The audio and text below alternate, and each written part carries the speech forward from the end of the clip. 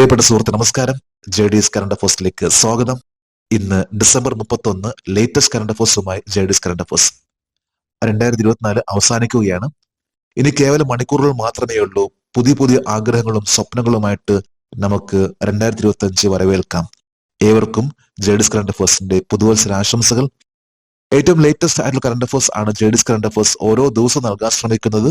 ഇന്ന് ഡിസംബർ 31 നമുക്ക് ഇന്നത്തെ ലേറ്റസ്റ്റ് കറണ്ട് അഫേഴ്സിലേക്ക് പോകാം. ഇന്നത്തെ ഒരു ന്യൂസ് ഹെഡിംഗ് ആണ്, മിക്കവാറും പത്രങ്ങളിൽ വന്നിട്ടുള്ള ഒരു ന്യൂസ് ഹെഡിംഗ് ആണ്. Kamya Karthikeyan becomes the youngest girl to climb the highest peak in all 7 continents.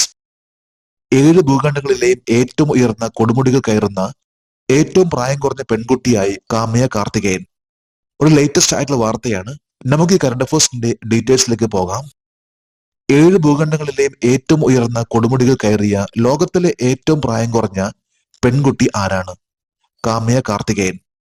Mumbai സ്വദേശിയായിട്ടുള്ള ഒരു നേവൽ ഓഫീസറിന്റെ മകൾ ആയിട്ടുള്ള +2 പഠിച്ചുകൊണ്ടിരിക്കുന്ന കാമ്യ കാർത്തികേയൻ ആണ് 7 ഭൂഖണ്ഡങ്ങളിലെയും ഏറ്റവും ഉയർന്ന കൊടുമുടികൾ കയറിയ ലോകത്തിലെ ഏറ്റവും പ്രായം കുറഞ്ഞ പെൺകുട്ടിയായത്.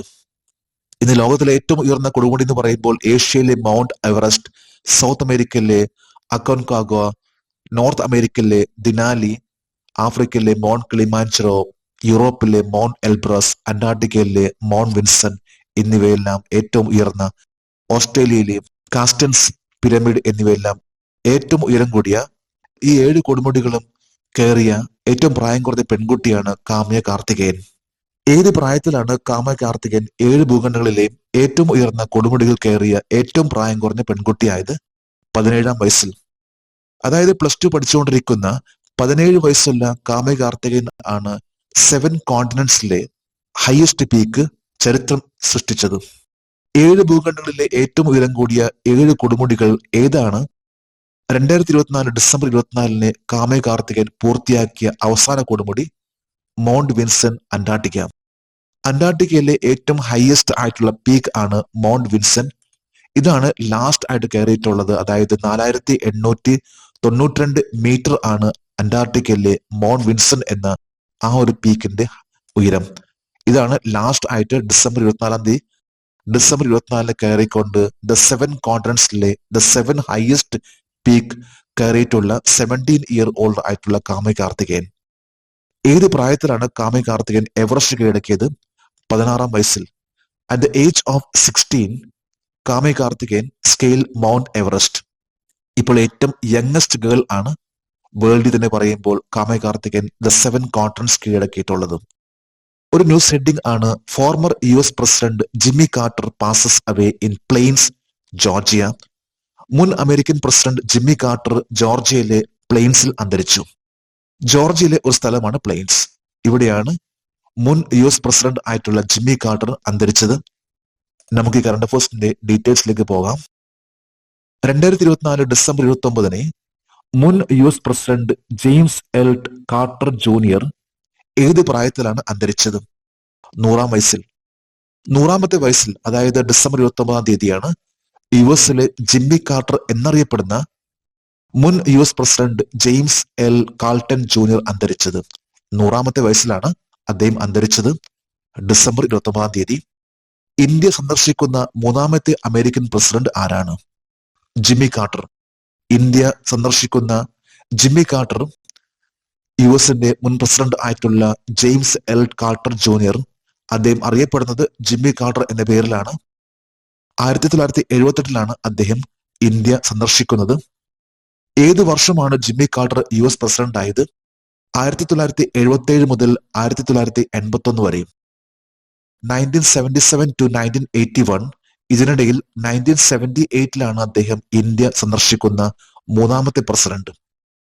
ഇന്ത്യ സന്ദർശിച്ച ആദ്യ അമേരിക്കൻ പ്രസിഡന്റ് ആരാണ്? Dwight D എയ്സൻഹോവർ.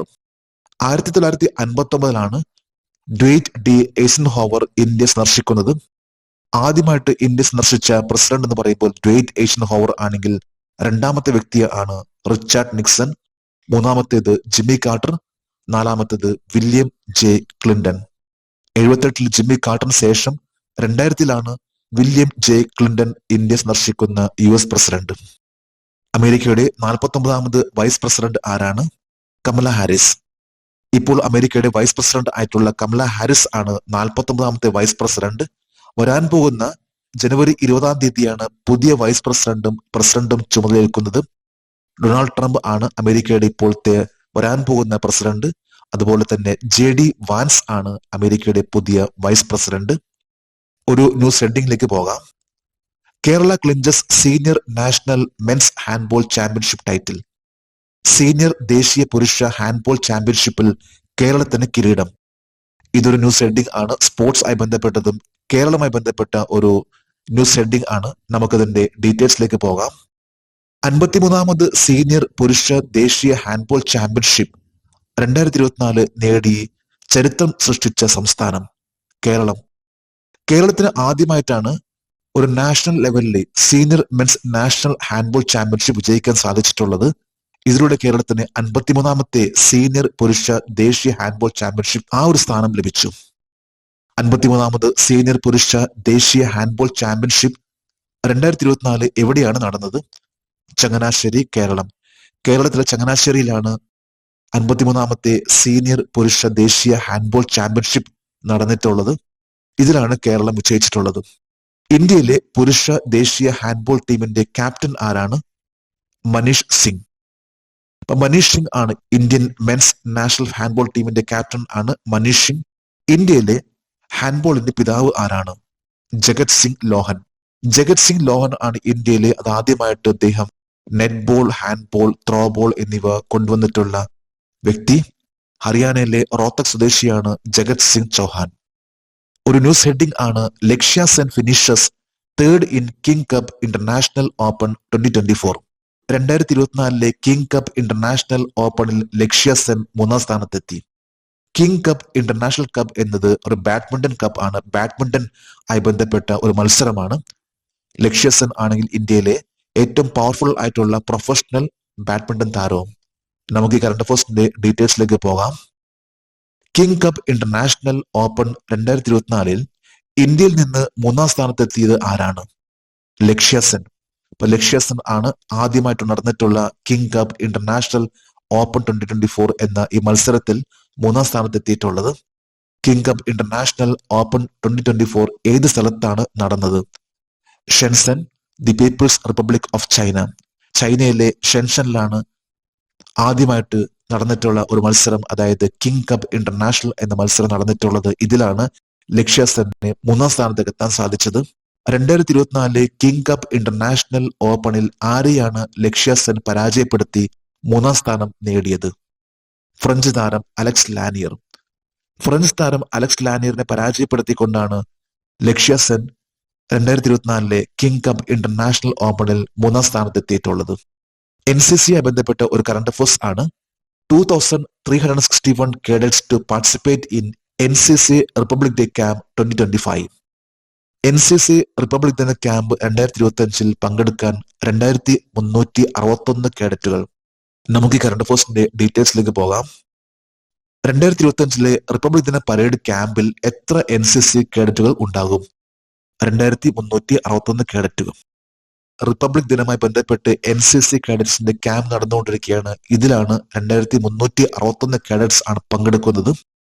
2025 റിപ്പബ്ലിക് ദിന പരേഡ് ക്യാമ്പിൽ എത്ര NCC ഗേൾ കേഡറ്റുകൾ ഉണ്ടാകും? 917 ഗേൾസ് ആണ് പങ്കെടുക്കുന്നത്. 2361 കേഡറ്റ്സ് ഉള്ള NCCയുടെ RD പരേഡ് ക്യാമ്പിൽ 917 ഗേൾസ് ആണുള്ളത്. ഇതിൽ നിന്നും സെലക്ട് ചെയ്യുന്ന കേഡറ്റ്സിനെയാണ് RD പരേഡിൽ പങ്കെടുക്കാനുള്ള അനുമതി ലഭിക്കുക. ക്യാമ്പിൽ ഇപ്പോൾ 2361 കേഡറ്റ്സ് ആണുള്ളത്. ഇതിൽ 917 പെൺകുട്ടികൾ. NCCയുടെ ഡയറക്ടർ ജനറൽ ആരാണ്? ലഫ്റ്റനന്റ് ജനറൽ ഗുർബീർ പാൽ സിംഗ്.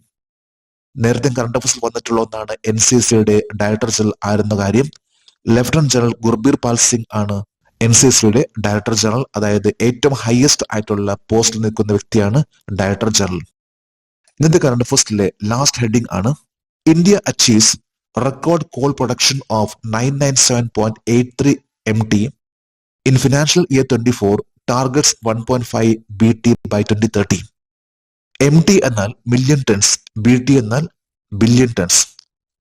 2023-24 കൽക്കരി ഉൽപാദനം 997.83 ടൺസ് ആണ്.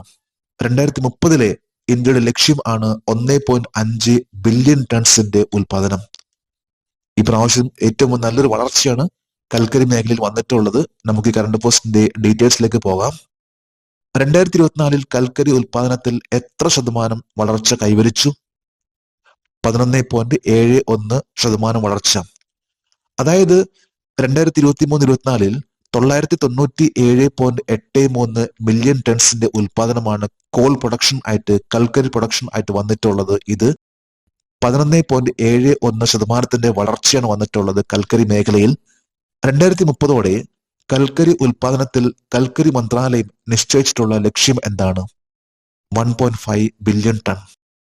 വരാൻ പോകുന്ന അടുത്തൊരു 5 വർഷം കൊണ്ട് ഇന്ത്യ ലക്ഷ്യമിടുന്നത്, അതായത് 2030 1.5 ബില്യൺ ടൺസിന്റെ ഉൽപാദനമാണ് ലക്ഷ്യമിടുന്നത്. കേന്ദ്ര കൽക്കരി മന്ത്രി ആരാണ്? ജി കിഷൻ റെഡ്ഡി. ഇപ്പോഴത്തെ union minister of coal and mines ആണ് ജി കിഷൻ റെഡ്ഡി. ഇന്ത്യയിലെ ഏറ്റവും വലിയ കൽക്കരി പാടം ഏതാണ്? ജാരിയ കൽക്കരി പാടം, ജാർഖണ്ഡ്. ജാർഖണ്ഡിലെ ജാരിയ കോൾഫീൽഡ് ആണ് ഇന്ത്യയിലെ ഏറ്റവും വലിയ, the largest coalfield in India. ഇത് ജാർഖണ്ഡിലാണ്, ജാരിയ കോൾഫീൽഡ്. നമ്മൾ ഏറ്റവും ലേറ്റസ്റ്റ് ആയിട്ടുള്ള കറണ്ട് അഫയേഴ്സ് ആണ് ഇന്നിവിടെ അപ്ഡേറ്റ് ചെയ്തിട്ടുള്ളത്. ഓരോ പ്രാവശ്യം നമ്മൾ ഇതുപോലെ തന്നെ നമ്മൾ കറണ്ട് അഫയേഴ്സിന് വേണ്ടി സമയം മാറ്റിവെക്കുകയാണെങ്കിൽ നമുക്ക് എവിടെയും നമുക്ക് നന്നായിട്ട് പെർഫോം ചെയ്യാൻ സാധിക്കും. ഇന്ന് ഡിസംബർ 31 പുതുവത്സരത്തിന് വേണ്ടി എല്ലാവരും കാത്തിരിക്കുന്ന നിമിഷമാണ്. ഏവർക്കും ജെഡിസ് കറണ്ട് അഫയേഴ്സിന്റെ പുതുവത്സര ആശംസകൾ.